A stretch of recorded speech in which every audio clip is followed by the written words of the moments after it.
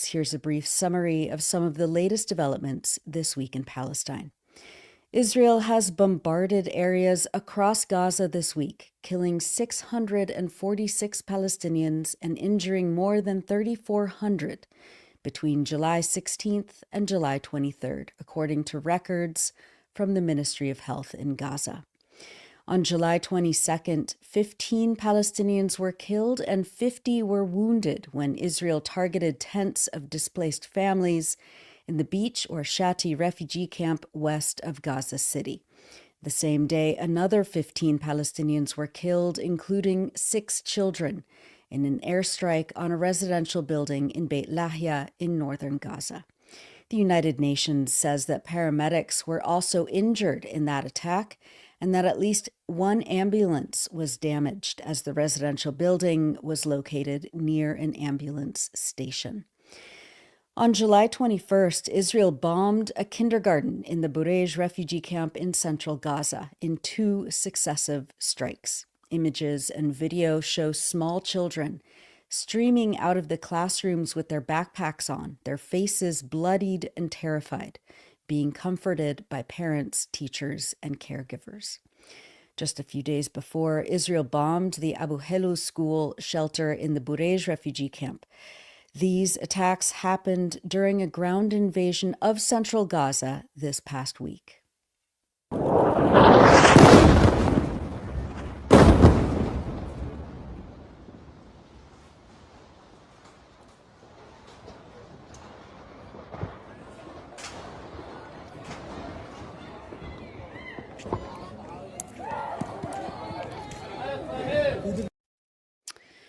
On July 20th, according to a statement by the World Food Program, or WFP, their 25-truck convoy carrying vital food assistance crossed 𝐓𝐡𝐞 crossing in northern Gaza and subsequently encountered large crowds of civilians anxiously waiting to access desperately needed food supplies. Quote, as the convoy approached, the surrounding crowd came under fire from Israeli tanks, snipers, and other gunfire, resulting in mass casualties, the WFP stated. The Palestinian Health Ministry in Gaza reported that 73 people had been killed and more than 150 were injured in the attack, some in critical condition. Dr. Mohammed Abu Salmiya, the director of Al-Shifa Hospital, stated that most of the injuries were in the head or chest and that the hospital was overwhelmed with the influx of casualties. Based on available reports, this appears to be the highest number of fatalities among Palestinians seeking food in a single location and on a single day since May 27th, the WFP stated. Forced displacement continues across Gaza, with the Israeli army squeezing Palestinians into smaller and smaller areas. A displacement order on Sunday, July 20th, covered 4 neighborhoods and nearly 6 square kilometers of Deir el-Balah. The UN said that their initial estimates indicate that between 50,000 and 80,000 people were in the area at the time the order was issued, including some 30,000 people sheltering in 57 displacement sites. At least 1,000 families had already fled the area. The newly designated displacement area includes several humanitarian warehouses, 4 primary health clinics, 4 medical points, and critical water infrastructure, the Southern Gaza desalination plant, 3 water wells, 1 water reservoir, 1 solid waste dumping site, and 1 wastewater pumping station. Any damage to this infrastructure will have life-threatening consequences, the UN added. With this latest order, the area of Gaza under displacement orders or within Israeli militarized zones has risen to 88%, leaving 2.1 million civilians squeezed into a fragmented 12% of the strip, where essential services have collapsed. The new order cuts through Deir el-Balah all the way to the Mediterranean Sea, further splintering the strip. It will limit the ability of the UN and our partners to move safely and effectively within Gaza, choking humanitarian access when it is needed most, the UN stated. In addition to relentless attacks on school shelters, homes, and buildings, services have stopped at 6 health facilities in the Gaza Strip due to a fuel shortage because of Israel's continued closure of the crossings since March. The Palestinian Health Ministry in Gaza described the ongoing obstruction of fuel and medical supplies as, quote, a deliberate attempt to destroy what remains of the health system. The United Nations says that hospitals in Gaza, quote, are overwhelmed and cannot cope with the influx of patients due to the lack of supplies and fuel.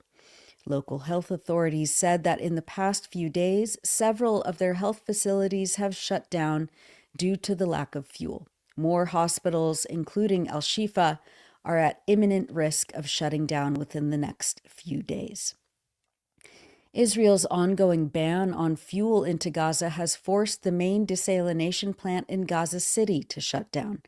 The Gaza municipality warned that the city has entered a phase of extreme thirst due to the lack of fuel to run the plant. In a statement, the municipality said that the worsening fuel crisis has further deepened the water shortage. Large areas are no longer receiving water, and most wells are out of service. Some 1.2 million displaced people and residents now face the threat of severe thirst as water sources collapse and urgent humanitarian intervention remains absent, the municipality stated. The Samir Project, a mutual aid organization in Gaza, warned that the drivers of the water distribution trucks they work with said that they are running out of gas and that, quote, in a week or two, mutual aid groups won't be able to deliver water trucks to people anymore. Israel's starvation of Gaza has hit catastrophic levels. Palestinians are reporting that there simply is no more food left, with markets empty and stockpiles depleted. Reporter Nahed Hajjaj posted on Friday, July 18th, quote, do not be surprised when we journalists stop covering news here. I swear by God that today I could not get up from the hunger. There is no food. Even if someone has money, there is nothing in the market to even purchase. We are all starving. We are all dying. On Sunday, July 20th, the Palestinian Health Ministry held a protest of sirens in what they say was an urgent warning and an alarm toward the deteriorating starvation and health situation in the besieged Strip. Quote, our sirens today are the voice of the hungry and the bereaved who are left to die without the minimum means of survival, the ministry said.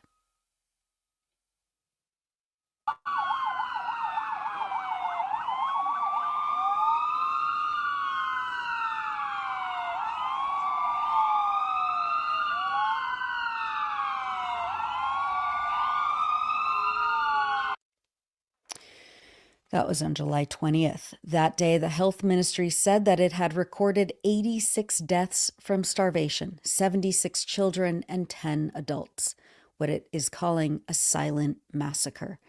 The number has since risen to at least 101 as of Tuesday. Al Jazeera journalist Anas al-Sharif broke down in tears describing the scene outside of a hospital on Sunday, where people were collapsing in hunger and others were being brought to the hospital with injuries from Israeli attacks.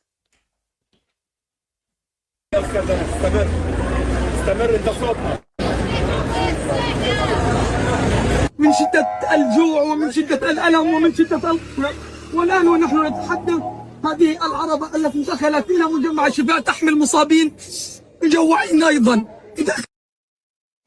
That was Anas al-Sharif. He appealed to all international press freedom and human rights organizations on Wednesday over renewed threats against him by the Israeli military.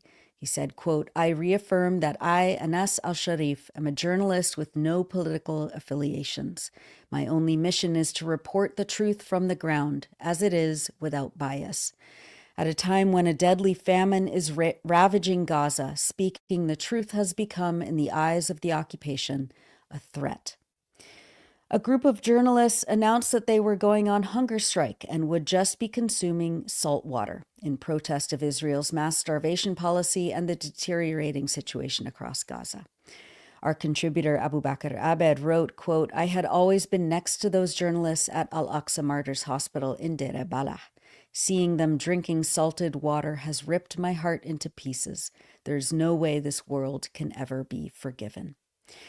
The group of journalists declared that, quote, "We are on an open hunger strike until the smallest child in Gaza can eat."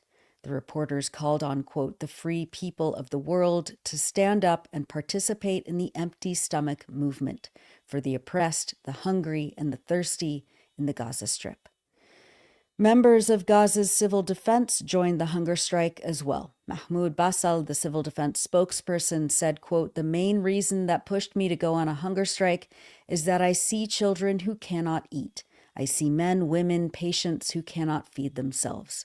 The sick are unable to feed themselves," he said, adding that more than 1,000 people have been killed while looking for food, and 85 children have starved to death. "We are living a daily catastrophe. People are falling to the ground. They faint out of exhaustion, out of hunger, out of starvation," he added. "As long as aid does not enter for the citizens here in a humane manner, I continue to call upon and appeal to the world," Basal said in a post on social media. Nasser Medical Complex in Khan Yunis stated that 15 more Palestinians died from starvation on Tuesday, bringing the total number to 101, including 80 children. The toll of martyrs due to hunger and malnutrition is increasing rapidly, the hospital said. Dr. Ambereen Salimi, an American doctor working inside the hospital, described the conditions in Gaza as catastrophic. "Everything here is extremely cruel," she said. "No food, no medicine, no shelter, no safety. Everything is lost under siege and a genocide war."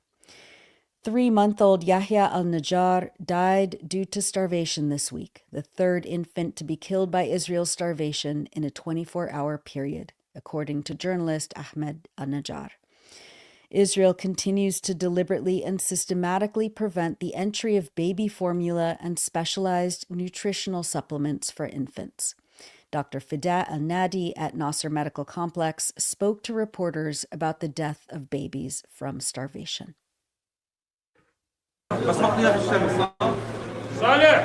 Dr. Fida al-Nadi, a pediatrician and ICU doctor at Nasser Medical Hospital, the last hospital working in the South Gaza. We lost child Yahya al-Najjar, who is 3 months old infant. We have lost him because of lack of nutrition, and he has no milk, and his mother could not afford breastfeeding for him. So we have lost him, and like all other children in Gaza, and the most vulnerable period is during the infancy, and early infancy is most vulnerable. Every day here in Nasser Medical Hospital, we lost children. Every day we lose from 1 to 2 cases of children, especially infants, due to malnutrition. And of course, it affects all aspects of their life. It affects immunity and makes them more vulnerable to infections and may die to infections.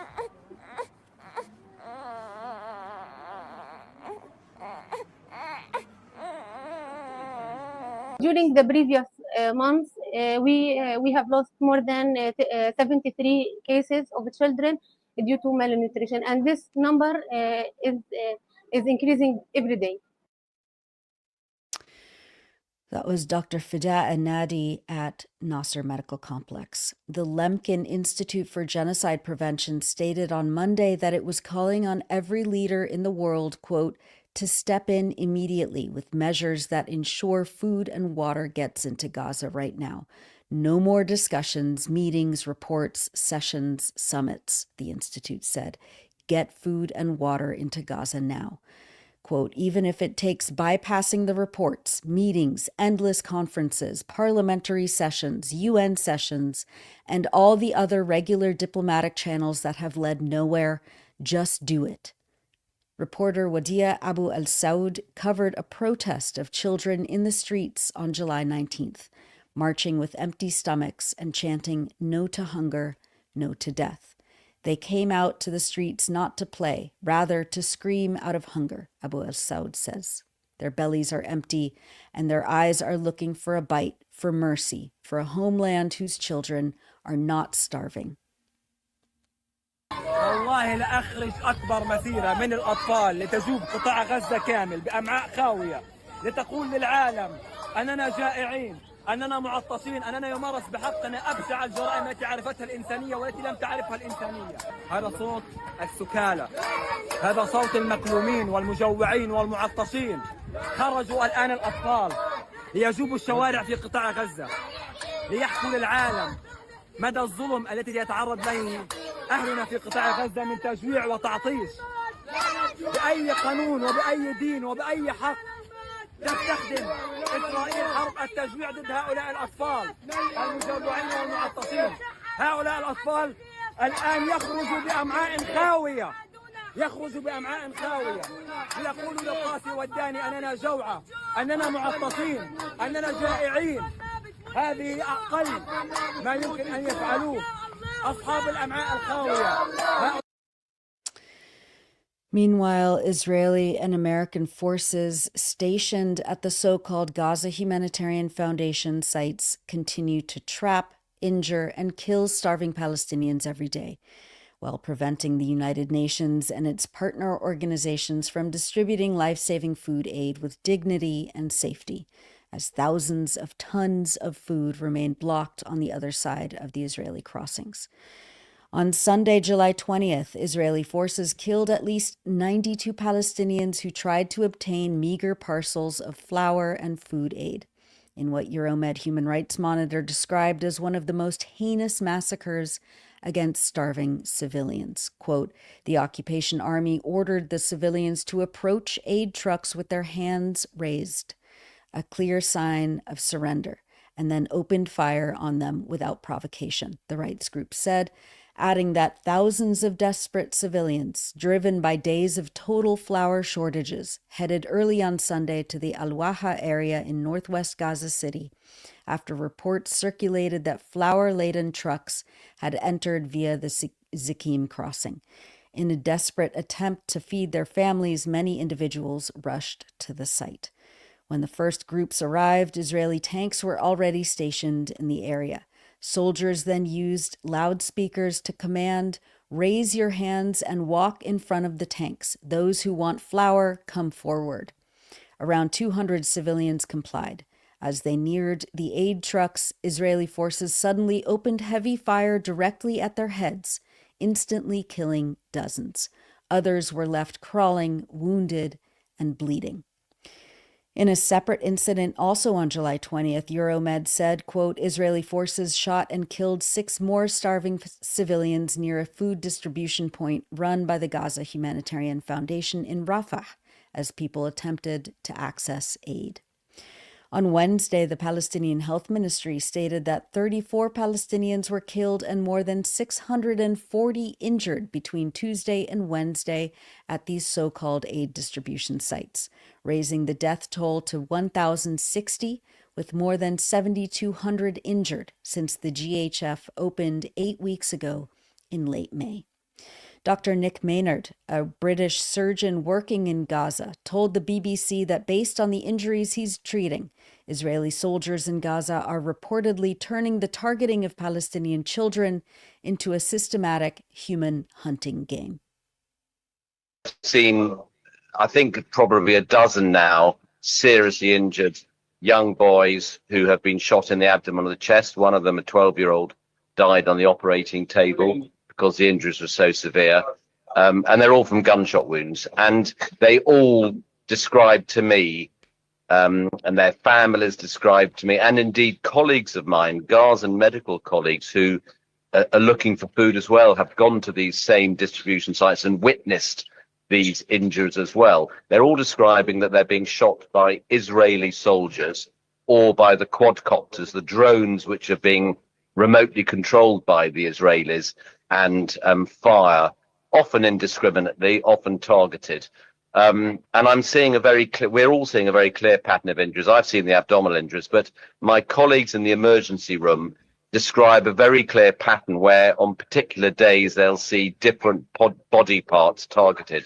So on one day there'll all be abdominal gunshot wounds, on another day there'll all be head gunshot wounds or neck gunshot wounds, on another day there'll be arm or leg gunshot wounds. And on last Saturday there were 4 young teenage boys all brought in very, very rapidly in succession with gunshot wounds to their testicles. So they're clearly being targeted to their testicles. And this is a pattern that we're seeing every day, that these young teenage boys are systematically being targeted. And it's almost as if a game is being played, that they're deciding to shoot the head today and the neck tomorrow and the testicles the day after.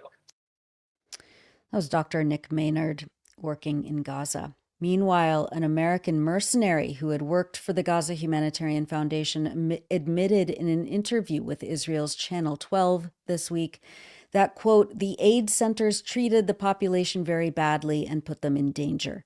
The GHF system, quote, can't be fixed. It has to be put an end to, adding that if the UN had the resources and coordination that this mechanism has, it would work much better. The mercenary, who recently resigned, said that, quote, once Palestinians finished collecting the aid at the site, the American guards opened fire, shooting at them, at their legs, at the dirt mounds to force them to leave. He also described an incident where a GHF member of staff threw a stun grenade directly at a Palestinian woman who collapsed and fell to the floor. That was the moment I realized I couldn't go on, he said. In response to the confession, the Gaza government media office said on Wednesday that those statements, quote, represent damning testimony to the criminal and inhumane nature of this organization, which hides behind the guise of relief work while actually playing a security and military role in areas of forced displacement, subject to clear intelligence and security agendas. And if people manage to survive the GHF killing fields, the food parcels from the private U.S.-Israeli mercenary corporation continue to be wholly insufficient for people's critical needs. Dr. Ahmed Al-Farah, the director of pediatrics at Nasser Medical Complex in Khan Yunis, said that Palestinian families have come to the hospital suffering from serious health problems linked to consuming spoiled food. Dr. Al-Farah told Al Jazeera that he asked two parents, quote, didn't you smell the foul odor of the can of food that you ate? The father said, Doctor, what can we do? This is all we have. Al-Farah said that he wouldn't send his son to the GHF sites. Quote, I am afraid that he will go there and he will come back as a dead body. The GHF is a trap for killing, not for distributing food, he said. Turning to the occupied West Bank, Israeli forces killed 3 Palestinian children this week. On July 18th, 13-year-old Amr Ali Ahmed Kabha was shot in the back at least 7 times by Israeli soldiers in Yabad, near Jenin in the north. Defense for Children International Palestine reports that 2 Israeli military vehicles came from the Mevo Dotan settlement and military base, entered the village and took up positions in its northern area, where several soldiers exited their vehicles. Amr was walking around a road nearby, and he unknowingly approached the group of Israeli soldiers stationed at the site. Due to the circular bend in the road, the soldiers did not initially see him, nor was he aware of their presence. As Amr turned back and attempted to take cover, the soldiers opened fire on him, with live ammunition from a distance of 10 meters, or about 33 feet away, and he was struck with around 7 bullets.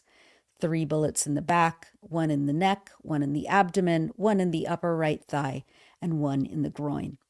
Amr fell to the ground as Israeli soldiers advanced toward him, preventing anyone from reaching him, including medical staff and ambulance teams. As news of Amr's injury quickly spread in the village, his father rushed directly to the scene. Despite the soldiers' shouting and warning shots, he managed to reach and embrace Amr. According to the father, Amr was still alive at that time, using hand gestures to plead for medical help, as he was unable to speak. Israeli soldiers handcuffed the father behind his back, severely beat him, and was forced to sit beside his bleeding child. The soldiers continued to detain both father and son, blocking ambulance access for approximately 40 minutes. Only after the soldiers were certain Amr had died, They allowed the ambulance to approach and transport him to the Yabad Government Emergency Center and then transferred to Jenin Government Hospital, where he was pronounced dead on arrival. Defense for Children International Palestine reported on Tuesday, July 22nd, that another boy, 15-year-old Ibrahim Majid Ali Nasser, was shot and killed by Israeli forces in the Palestinian town of 𝐓𝐡𝐞, south of Jenin. Ibrahim was allegedly throwing stones at Israeli soldiers during an Israeli military incursion into 𝐓𝐡𝐞, where he was shot from a distance of about 10 to 15 meters, or about 30 to 50 feet, away, striking him with a bullet in the right side of the chest that exited through the right shoulder. And on Wednesday, Israeli forces shot and killed 14-year-old Ibrahim Imad Ahmed Mahmoud Hamran Araba, south of Jenin, killing him instantly. He is the 35th child to be shot and killed by Israeli forces in 2025, according to statistics from Defense for Children International.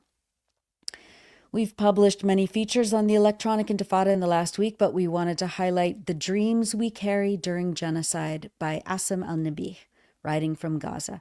𝐓𝐡𝐞 was our guest on last week's live stream. He's an engineer, a PhD researcher, and the spokesperson for the Gaza municipality.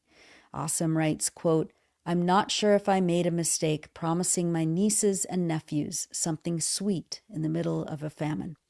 I searched Gaza City for days before I finally found a single bar of chocolate, hidden like a treasure in the ruins of this old city.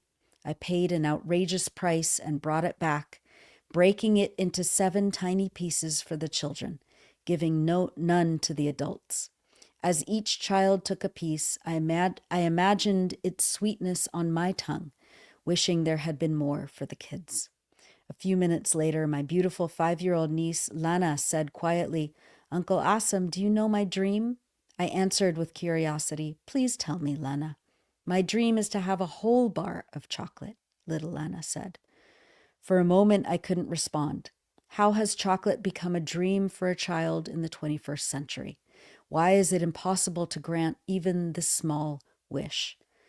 That moment stayed with me. And then I eventually realized Israel is the reason we and our children cannot fulfill even the simplest dreams. Not poverty, not fate, but occupation, siege, and war. Israel. That moment reminded me of another day during the genocide. I was standing on the street when I overheard children talking about their dreams, their small and innocent hopes if they survived.